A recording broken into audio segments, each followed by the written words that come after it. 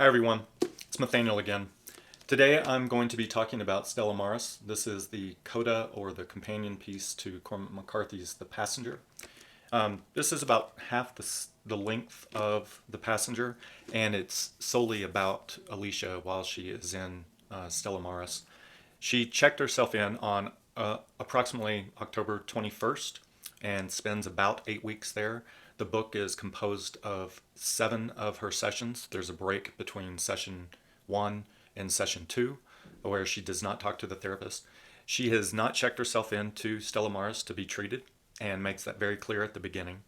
She gets to know the therapist over those 2 months, and we know that very briefly after the last session, she commits suicide by hanging herself in the woods where she is found by the hunter at the very beginning of The Passenger.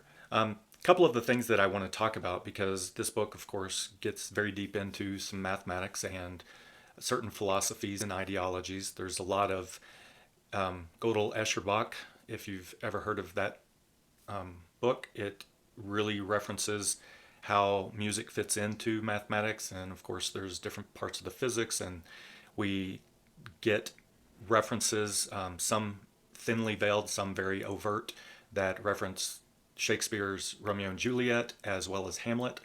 We get certain references to Alice in Wonderland again. She does make a comment about her uncle being mad as a hatter, and she kind of makes a comment about we're all crazy here. One of the reasons why she gives for going to Stella Maris is that the loony are given a certain amount of latitude. So she later talks about how her grandmother is somewhat frightened by her, and that might explain why she has not gone back to her grandmother's house, because she has just returned from Italy, where Bobby is currently in a coma after his car accident while he was doing the Formula 2 racing. And she believes him to be dead.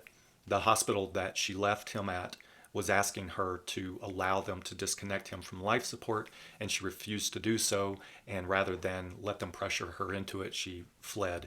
And the only place that she had to go was Stella Maris, and it ties into some of the conversations that she has with the doctor that she speaks with, because there's a bit of a tautological aspect to the math that she is referencing, and there's a tautological aspect to why she's there, because when he asks, why did you come here, it's really because that's the only place that she could be. She had to circle back.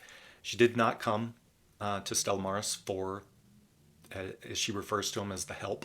She didn't go there for the counselors.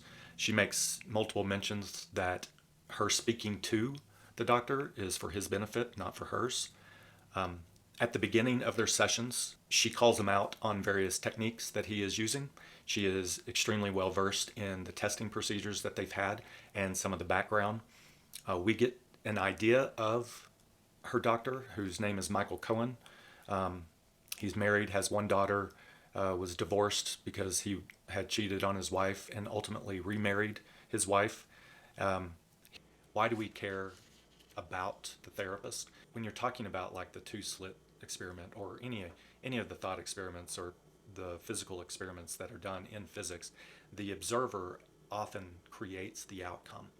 And I think that that has a salient point within this story, because the way that Dr. Cohen interacts with her ultimately allows her to open up. But as we later understand, or earlier understand, I guess, because the beginning of The Passenger is that he essentially gives her the means to go and kill herself. In the final chapter, the doctor offered to bring her a jacket, and she also asked for galoshes to go with it, which of course are with her whenever she has been discovered in the woods. He does kind of cross the boundary at one point and mentions to Alicia, do you know how attractive you are? And she, of course, acknowledges, yes, people have told me this, and she reveals that she was even almost raped by one of her therapists on a previous time while she was at Stella Maris. And the way that she was able to ward him off or fend him off was essentially by telling him how her brother would kill him. And as they go on, Dr. Cohen, is fishing for if she's going to hurt herself. Does she want to continue? She tries to push her into talking about her brother, and she does not want to talk about Bobby until we get into the sixth chapter, and she talks very openly about all of her feelings for her brother and what has led up to it. Even though she has given hints to this person that she was in love with, she does not name him as Bobby. But then it's made very clear in that sixth chapter that it was Bobby.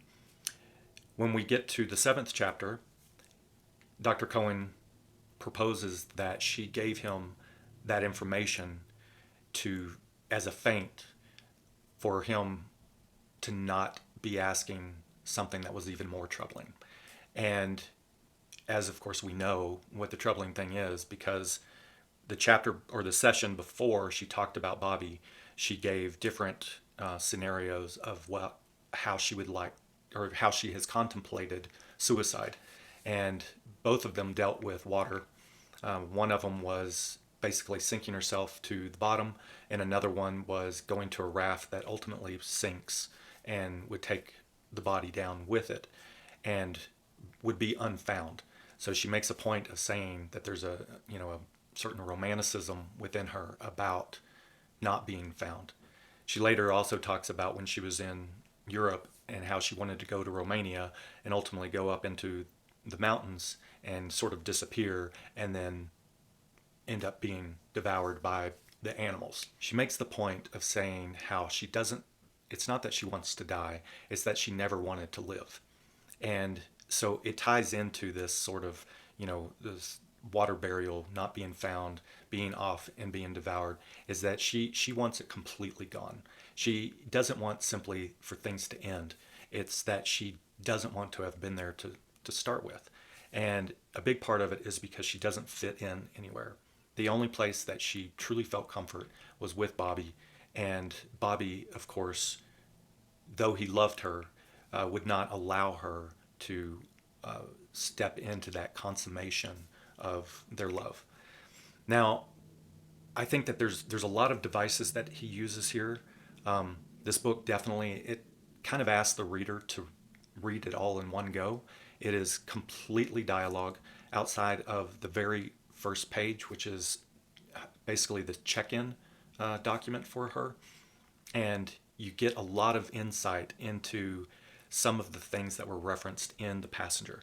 And of course, The Passenger begins with her being found, and then we follow on with Bobby after all of that had happened. But we also got glimpses into when she was interacting with the kid and his cohorts. Well, that's all finished at the time that we see Alicia here. And she does talk about the kid, and she and the doctor are trying to find a way of, like, where did the kid come from? Was he sent? And there is the notion that he has been sent to try to help her. He does not present, and the cohorts don't present like just regular hallucinations or dreams. The idea that there was a value to the kid, and once he stopped coming around, she kind of missed him in a lot of ways because she had gotten so used to him. Stella Maris, I would not say is as enjoyable to read as I found The Passenger. It's very heady. Like I said, there is a lot of discussion about the nature of mathematics and thoughts and the universe and what reality is. Alicia goes through various sort of phases with Dr. Cohen. Sometimes she's a little bit flirtatious.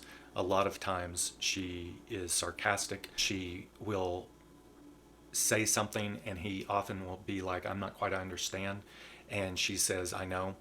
And she doesn't try to explain it any better to make him understand. She, by the end of their 7 sessions, she does, I think, respect him and appreciate him. And the very last scene, as they are closing out their session, is her asking him to hold her hand. And when he says why, she says, because that's what you do when something's coming to an end. And of course, we as the reader know that within the next week she commits suicide. I think that she calls him on a lot of things. There's some criticism of some of the mental health way of thinking. Of course, there's a little bit of criticism of Jung, there's a little bit of criticism of Freud. That's not necessarily important, I think, to the full story that you're receiving. I think it's really about connecting with how Bobby ultimately felt in The Passenger. And we, of course, know that she thinks Bobby is going to die and that he doesn't die. And then he comes home and discovers that she has killed herself. And then, as I talked about in my review for The Passenger, it's him not taking, action for his own life. And then till the end, where he's essentially, he's on his own. He does take control of his life, but by doing so, what he does is he removes himself from the world and puts himself at the edge, basically at the edge of the world, in the lighthouse off of the Mediterranean. It's a beautiful book. I mean, it's tragic. It's terribly sad in a lot of ways. I was really hoping that we would learn about what the letter was that is mentioned in The Passenger that Debbie reads, and we don't get that. However, we do get in the first chapter, at the end of the chapter, Alicia mentions how she was given a letter to deliver and told not to read it, and she did, and it basically destroyed everything for her. And we're not given any idea of what exactly that is, but we can somewhat surmise that it might have been a letter from Bobby, essentially telling her, your desire for me will never be consummated. We can pretty much assume that. And that's why she hasn't, even though she relates to some of the people and she has interactions that we were told about, she does not have the connection to anyone else. She is not wanted by anyone else other than Bobby. And with losing him, she decides to end her own. So have you had a chance to read Stella Maris? Are you interested in reading Stella Maris? I would love to hear any of your thoughts about what you felt concerning the book, and if you have any other insights that I'm forgetting or passing over. So put those down in the comments, and remember to like and subscribe, and I guess until next time, have a good day. Bye.